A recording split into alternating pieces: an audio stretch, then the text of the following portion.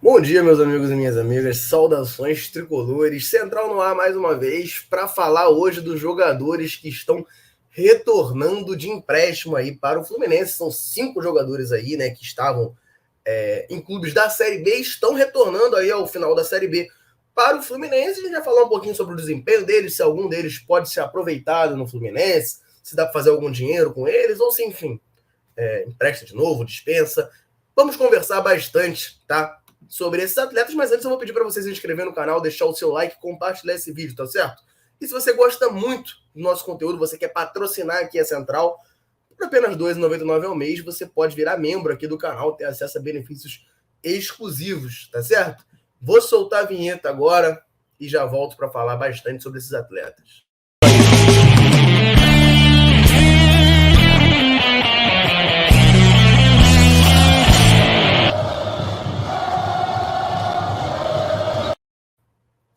Então, meus amigos e minhas amigas, eu vou utilizar aqui, tá, a lista que o Fluminense Stuff, né, perfil lá do Twitter, já estou chutando a lixeira de novo, fez, tá, falando desses nossos atletas.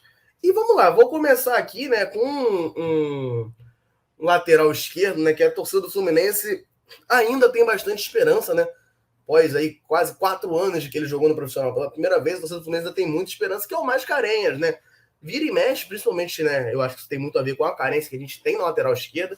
É uma posição que, exceto no período que o Caio Henrique jogou no Fluminense, e que foi um período curto, né? Vale lembrar que o Caio Henrique chegou para ser volante, ficou um tempo de volante depois que ele foi para a lateral esquerda. Exceto naquele período ali do Caio Henrique, a lateral esquerda sempre foi alvo de muitas críticas, né? Uma posição que o Fluminense não conseguiu ter ninguém consolidado por ali. O Mascarenhas, né? Matheus Mascarenhas, é sempre uma expectativa, uma esperança. O pessoal fala, pô, cadê o Mascarenhas? E o Mascarenhas? E o Mascarenhas? E o Mascarenhas? Enfim, o Mascarenhas, né, como vocês devem lembrar, ele andou emprestado para o futebol português, mas sofreu muito com lesões, acabou nem atuando por lá. Retornou ao Fluminense, não foi aproveitado e foi emprestado para o Sampaio Correia. Lá no Sampaio Correia, ele começou como titular. O Fluminense Stuff fala aqui, eu lembro vagamente disso, que nos 5 primeiros jogos ele foi titular, mas depois acabou perdendo, né, espaço, acabou se tornando ali reserva, até jogou mais 3 partidas como titular, né, totalizando 8, mas recentemente nem relacionado estava sendo, né. Os números dele aqui pelo Sampaio Corrêa são 11 jogos, né, 8 como titular, como eu disse, e 2 amarelos, né. É um jogador que, repito, muita gente ainda cria expectativa, ainda tem alguma esperança, mas pouco entrou em campo, até por conta desse problema das lesões, então é difícil de criar esperança nele, né. Quando ele sobe em 2017, eu nem tava achando ele bem, tá? Vou ser bem sincero com vocês. Tava achando regular para ruim. Mas ele meteu um golaço contra o Havaí e a torcida do Fluminense aumentou ainda mais o hype, né? Em cima dele e pedia muitas chances para ele e tal, mas ele sempre teve os problemas físicos, né? O contrato dele com o Fluminense vai até o final deste ano, né? Vai até o 31 de dezembro de 2021. Imagino eu, tá? Que não deva ser renovado. E eu também, aí é a minha opinião, não renovaria com o Mascarenhas justamente por isso, assim, não é nem falando tecnicamente, embora, como eu disse, tecnicamente, quando ele jogou não me agradou, não me criou muita expectativa, é um jogador que tem muitas dificuldades físicas de estar à disposição, né, do Fluminense. Então, enfim, eu desejo boa sorte para a carreira dele, mas se eu tivesse a caneta, eu não renovaria. E eu acho que quem tem a caneta também não vai renovar. Mas boa sorte aí pro Mascarenhas no segmento da sua carreira. Até porque o Mascarenhas tem uma história muito legal, né? Saiu muito na época que ele subiu, que ele foi o primeiro jogador da história do Fluminense a ter começado lá no Guerreirinhos, né?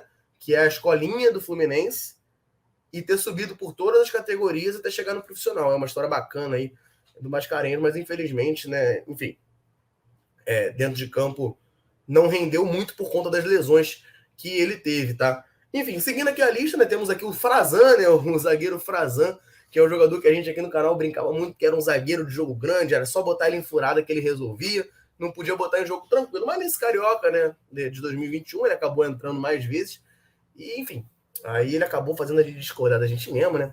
É um zagueiro que eu considero muito limitado, esse aí a gente viu jogar algumas vezes, também teve um problema de lesão grave, eu lembro que ele voltou numa furada do caramba, foi bem, correspondeu, mas é um zagueiro limitado, né? Enfim, estava emprestado aí no CRB essa temporada. O CRB fez uma campanha até interessante, brigou até o final aí pelo acesso. fez dupla de zaga por um tempo com o Gum, né? A zaga do CRB era Gum e Frazan, mas ele teve aí uma pubalgia, ficou 2 meses fora e depois acabou não conseguindo recuperar a posição. O Frazan fez 20 jogos lá pelo CRB, sendo 18 como titulares. Como titulares não, né? Como titular.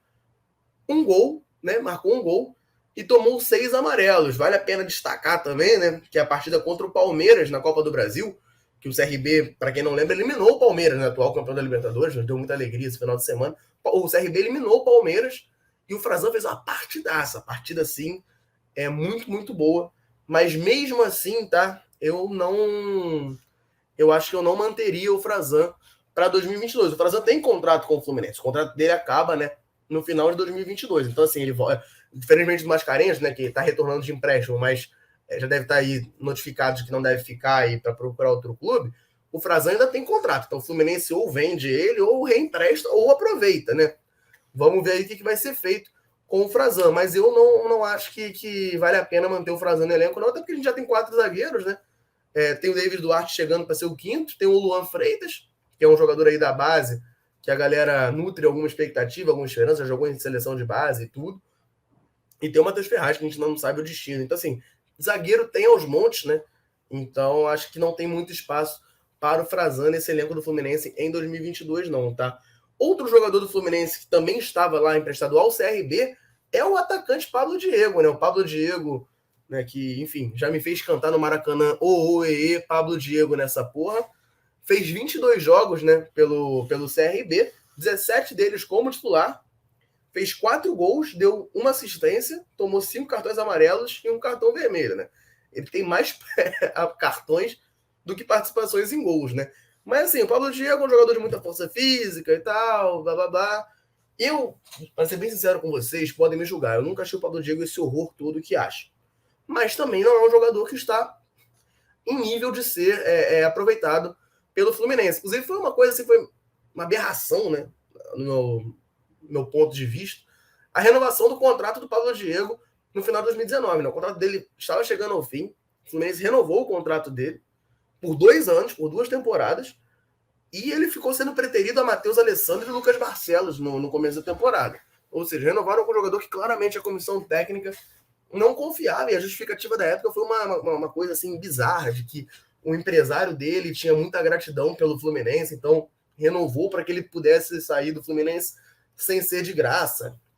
Enfim, uma loucura, porque até onde se sabe, ninguém estava interessado no Pablo Diego, tanto é que ele foi emprestado várias vezes para o CRB 2 vezes, né, e para o Atlético Goianiense, se eu não me engano, uma outra vez. O contrato dele agora, sim, está terminando também, né, no final de 2021.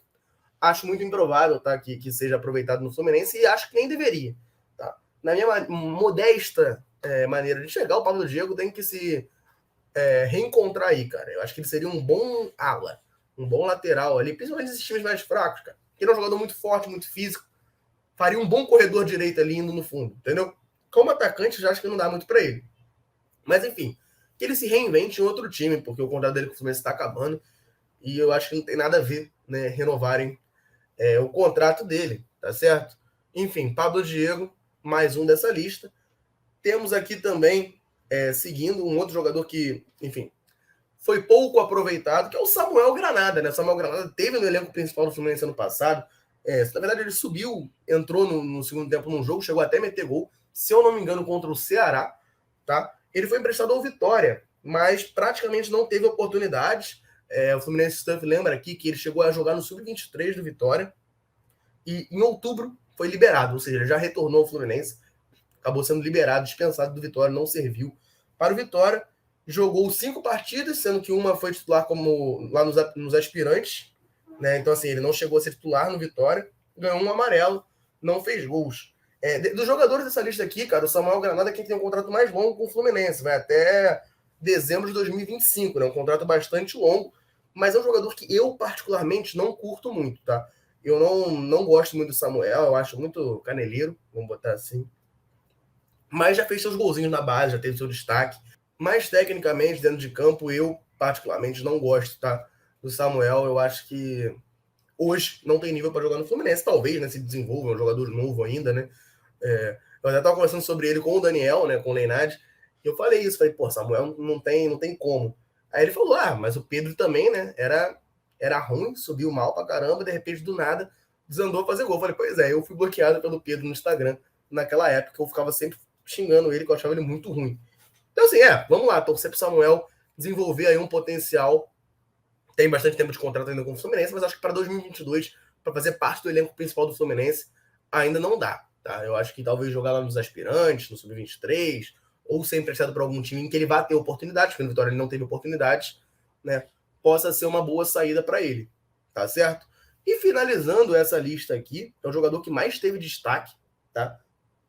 O jogador da torcida do Fluminense não gosta, já criticou muito, principalmente no começo da temporada. Eu aqui, Daniel, Curirinha, a gente batia muito, porque ele era titular naquele time que começou o Carioca, tirando espaço, né, do Metinho, por exemplo, que a gente queria muito ver, acabou não vendo nunca, né, no profissional do Fluminense, e fazendo o André jogar de segundo volante, por exemplo, que é o Caio Vinícius.